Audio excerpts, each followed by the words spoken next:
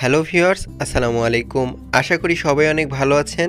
আজকে খুবই গুরুত্বপূর্ণ ও ব্যতিক্রমধর্মী একটি ভিডিও নিয়ে হাজির হলাম।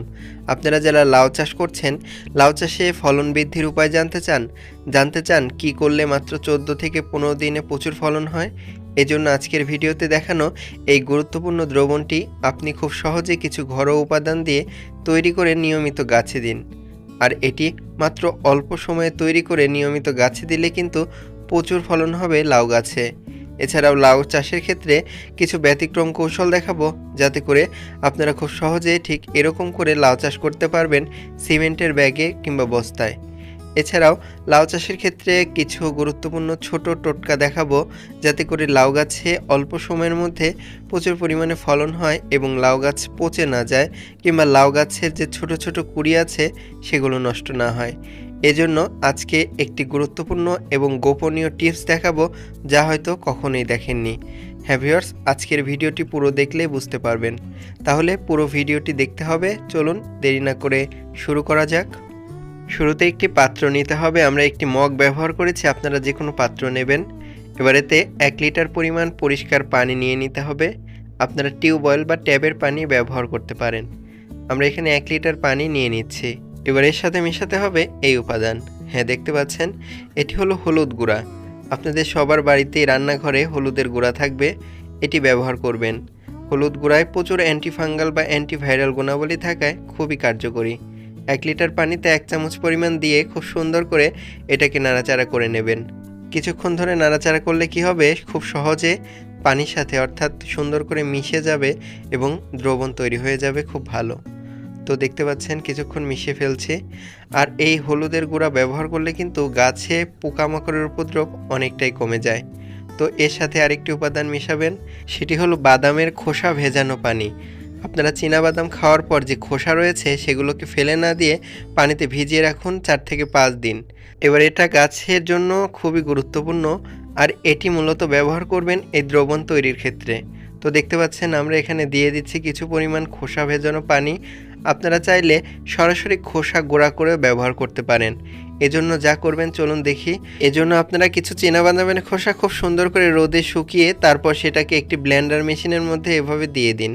এভাবে দেওয়া হয়ে গেলে এটাকে ব্লেন্ড করুন অথবা গুঁড়া করে নিন। দেখতে পাচ্ছেন ঠিক এভাবে গুঁড়া করা হয়ে গেলে কিন্তু এই উপাদানটি তৈরি হয়ে গেল। এটি হলো বাদাম খোল বা বাদামের খোসা চূর্ণ। এটি কিন্তু খুবই গুরুত্বপূর্ণ গাছের জন্য, গাছের নিউট্রিশনে গুরুত্বপূর্ণ ভূমিকা পালন করে। এটি তৈরি করে মেশাতে পারেন এই দ্রবণের সাথে। আমরা যেহেতু ভিজিয়ে নিয়েছিলাম তাই সেই দ্রবণটা দিয়ে দিয়েছি, কোনো সমস্যা নেই, আপনারা গুঁড়া করেও দিতে পারেন। এবার দিতে হবে ভিনেগার। এই ভিনেগারটা কি করবে, এই দ্রবণটা গন্ধ হয়ে যাওয়া বা পচে যাওয়া রোধ করবে। সহজে আপনারা 1 সপ্তাহের বেশি ব্যবহার করতে পারবেন। তো এজন্য আপনারা 2 চামচ পরিমাণ কিংবা ঠিক এরকম করে 2 মুখো পরিমাণ ভিনেগার দিয়ে দিতে পারেন এই 1 লিটার দ্রবণের ক্ষেত্রে। এতে করে এই দ্রবণটি বেশ কিছুদিন সহজেই ব্যবহার করতে পারবেন, নষ্ট হবে না এবং কার্যকারিতা অক্ষুণ্ণ থাকবে। এজন্য অবশ্যই ভিনেগার ব্যবহার করবেন। এটি না পেলে লেবুর রস দেবেন এর মধ্যে। একটি লেবু ফালি করে কেটে এর মধ্যে দিয়ে দিবেন। তো হয়ে গেল। এর মধ্যে অবশ্যই কিছু পরিমাণ গুল দিয়ে দিতে হবে।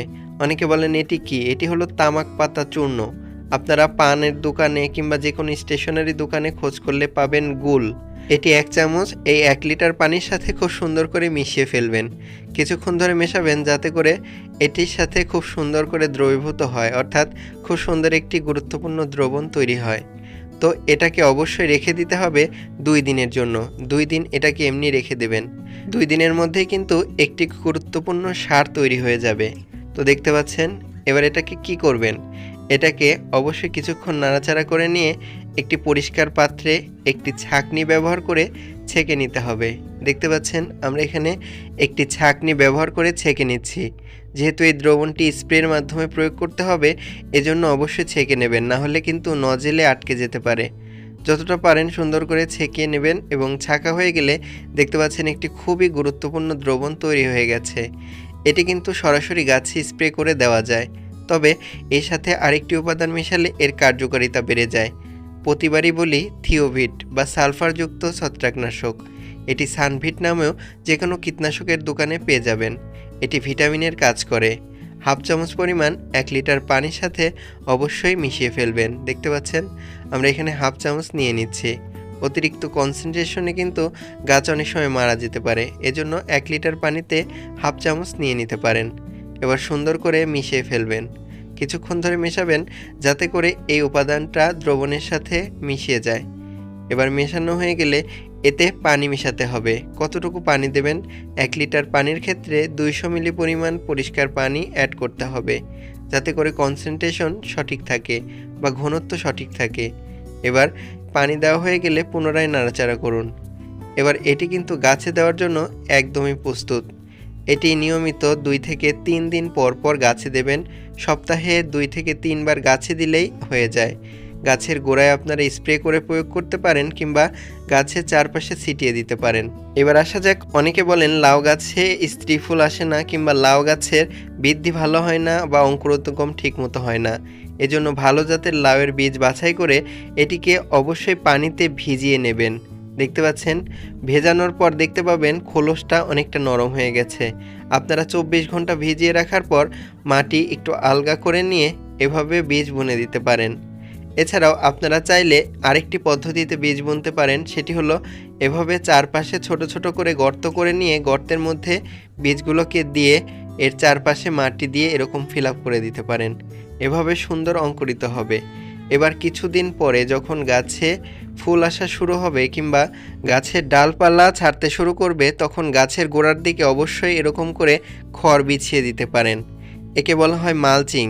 এতে করে দেখতে পাবেন গাছের গোড়ায় ময়েশ্চার ঠিক থাকছে এবং গাছে কিন্তু প্রচুর স্ত্রী ফুল আসবে, সেই সাথে প্রচুর শাখা পোশাখা হবে। এছাড়া অনেকে বলেন লাউ গাছে প্রচুর লাউ আসে কিন্তু সেই লাউগুলো পচে নষ্ট হয়ে যায়। এজন্য অবশ্যই আপনারই কিছু গাফিলতি রয়েছে। অনেক সময় পোকামাকড়ের উপদ্রব কমে গেলে কিংবা উপকারী পোকার উপদ্রব কমে গেলে পরাগায়ন ঠিকমতো হয় না। এজন্য অবশ্যই আপনারা এই কাজটি করবেন।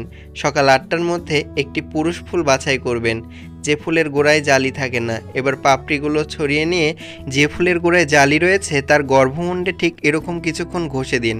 হ্যান্ড পলিনেশন হয়ে গেল। এতে করে দেখতে পাবেন আপনাদের লাউ গাছের জালিগুলো টিকে যাবে এবং লাউ পচে যাবে না।